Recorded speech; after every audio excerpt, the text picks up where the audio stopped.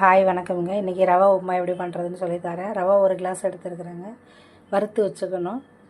இப்போ தாளிக்கிறதுக்கு கடுகு, வெங்காயம், கருவேப்பிலை, பச்சை மிளகா, இஞ்சி ஒரு துண்டு, கொத்தமல்லி தழை, உப்பு, தேவையான அளவு தண்ணி, எண்ணெய் தேவையான அளவு ஊற்றிக்கோங்க. எண்ணெய் நல்லா காஞ்சிருச்சுங்க. கடுகு உளுந்தம்பருப்பு போட்டுக்கலாம். கடுகு பொரிஞ்சிருச்சுங்க. வெங்காயத்தை சேர்த்துக்கலாம். வெங்காயம் கருவேப்பிலையை சேர்த்துக்கலாம்.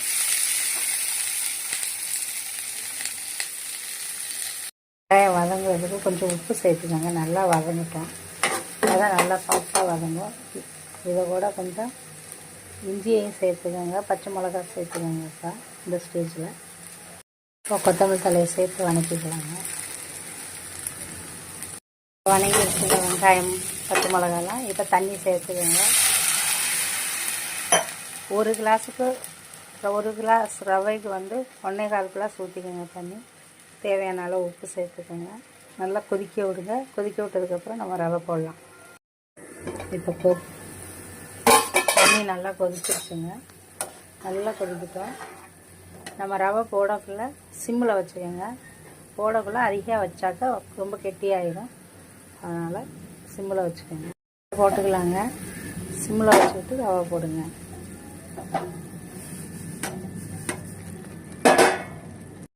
ரவாவை நல்லா மிக்ஸ் பண்ணியாச்சுங்க.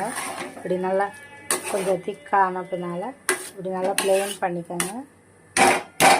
ப்ளெயின் பண்ணிவிட்டு மூடி போட்டு சிம்லேயே வச்சுருங்க. ரவா உப்புமா ரெடி ஆகிடுச்சுங்க. நல்லா உதிரியாக வச்சுருக்கோங்க. அடுப்பை ஆஃப் பண்ணிடுங்க. ரவா உப்புமா ரெடி ஆயிடுச்சுங்க. செஞ்சு பாருங்கள், சாப்பிட்டு பாருங்கள். சப்ஸ்கிரைப் பண்ணி வச்சுக்கோங்க. நான் போடுற ஒவ்வொரு வீடியோவும் நீங்கள் பார்க்கலாம், பயனடைவீங்க. ஷேர் பண்ணுங்கள், கமெண்ட் பண்ணுங்கள். பாய்.